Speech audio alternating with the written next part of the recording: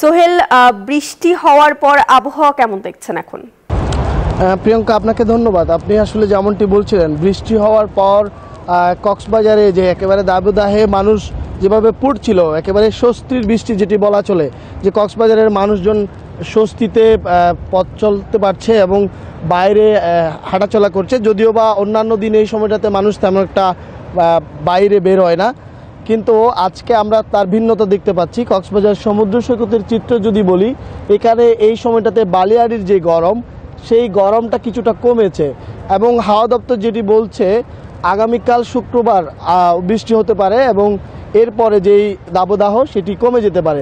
এবং আরেকটি তথ্য দিয়ে রাখি, সেটি হচ্ছে তীব্র যে দাবদাহ সেটির ফলে কক্সবাজার দুই উপজেলার পেকুয়া এবং ঈদগাতে হিটস্ট্রোকে দুইজনের মৃত্যু হয়েছিল।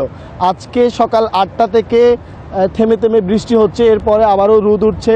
সব মিলিয়ে যে একেবারে রোমাঞ্চকর একটি পরিবেশ কক্সবাজার সমুদ্র সৈকতের, আমরা সেটি দেখছি। একেবারে সেই খবরগুলোই জানাচ্ছিলাম। মানুষজন যে স্বস্তিতে ঘুরতে পারছে, এই তথ্যই আমার কাছে কক্সবাজার সমুদ্র সৈকত থেকে ছিল। প্রিয়াঙ্কা।